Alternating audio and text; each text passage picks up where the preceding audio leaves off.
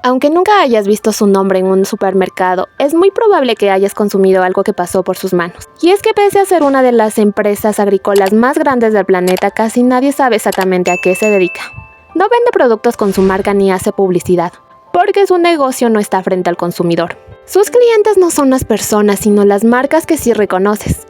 Empresas como Coca-Cola, Nestlé o Unilever. Marcas que no producen toda su materia prima desde cero. Parte del azúcar, los aceites o los cereales que usan provienen de intermediarios invisibles como este. Para entender cómo funciona el sistema alimentario mundial, hay que entender cómo opera Cargill. Esta empresa organiza su poder desde dos frentes claves. Por un lado se dedica a la compra de granos como maíz, trigo y soya, directamente a productores. Los almacena en silos propios, los procesa en aceites, harinas e ingredientes industriales. Y finalmente los mueve a través de una red integrada de transporte y comercio internacional. También se encuentra en otros sectores como en el de la carne. Aunque ahí su rol es distinto, Cargill es uno de los mayores procesadores de proteína animal del mundo y aunque no cría todo el ganado, sí cuenta con el control de plantas de engorde, faena y procesamiento, las cuales trabajan en conjunto con productores integrados por medio de contratos a gran escala. Ese modelo le permite asegurar volumen, estandarización y continuidad, sin depender de una sola cosecha, un solo país o un solo mercado. En el otro frente está su innovación tecnológica. Cargill invierte en investigación para que los alimentos se comporten siempre igual. Por ejemplo, desarrolla aceites que resistan mejor el calor, harinas con comportamiento uniforme e ingredientes diseñados para que sepan, duren y funcionen igual sin importar el origen o la variabilidad de la cosecha. Para las grandes marcas, eso reduce riesgos y costos. Para el sistema, concentra conocimiento y control en pocas manos. Por eso cuando todo funciona, esta estructura pasa desapercibida. Pero cuando el sistema se tensa, ya sea por cambios del clima, conflictos internacionales o escasez, quienes controlan el flujo y el diseño de las materias primas operan con ventaja. Y esto no es algo nuevo para Cargill. Desde sus inicios, la empresa creció precisamente en contextos donde el sistema se tensaba y mover alimentos se volvía un problema estratégico. Cargill fue fundada en 1865 por William Wallace Cargill como un negocio sencillo. Lo que él hacía era comprar granos cerca de donde se producía y lo movía hacia donde hacía falta. No empezó como una empresa de alimentos, sino como una empresa de comercio y transporte agrícola. Esto en plena expansión del ferrocarril en Estados Unidos. Una de las primeras ventajas de Cargill fue entender que el valor no estaba solo en el grano, sino en almacenarlo y transportarlo con eficiencia. Por eso, desde sus primeros años invirtió en silos y en conexiones ferroviarias en el Medio Oeste.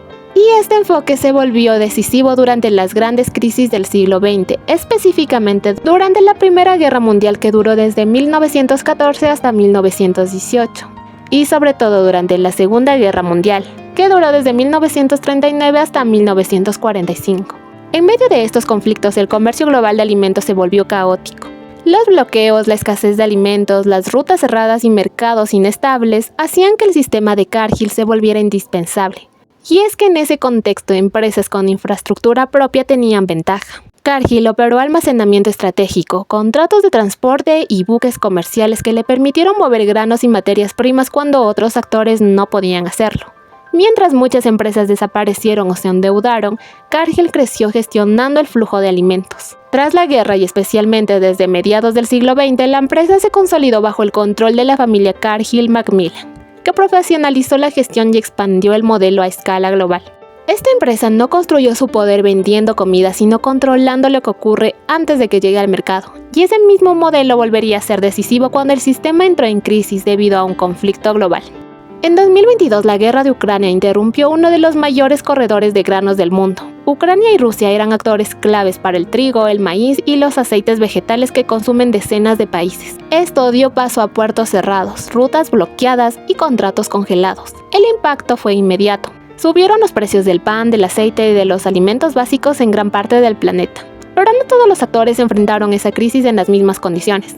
Las empresas que dependían de un solo origen o del mercado diario quedaron expuestas. Por el contrario, las que contaban con almacenamiento propio, logística integrada, contratos globales y diversificación geográfica, no. Ahí es donde modelos como el de Cargill muestra su ventaja. Mientras millones de consumidores veían inflación en el supermercado, los grandes intermediarios podían redirigir flujos, usar inventarios previos y operar con margen en un mercado extremadamente volátil. Ese mismo año, Cargill registró ingresos récord, superiores a los 160.000 millones de dólares. Detrás de esa cifra hay un dato poco común incluso para el mundo corporativo. La empresa sigue en manos privadas y pertenece a una sola red familiar, que concentra varios multimillonarios bajo el mismo apellido. Algo excepcional incluso entre las familias con grandes fortunas. La familia Cargill-Macmillan es considerada una de las más ricas de Estados Unidos, frecuentemente ubicada entre las primeras posiciones, y su poder no se mide solo en patrimonio, sino en control operativo. Al no cotizar en bolsa, la empresa no está obligada a revelar públicamente cómo toma muchas de sus decisiones ni cómo se distribuyen sus beneficios. Y aunque Cargill no decide qué comes, sí influye en lo que llega a tu mesa y el precio que pagas por ella. No es una empresa invisible, ni necesita serlo, su poder está firmemente establecido. Y aunque no lo veas, dependemos de este tipo de empresas para que el sistema alimentario funcione. ¿Te has preguntado cuántas empresas más operan así en el mundo?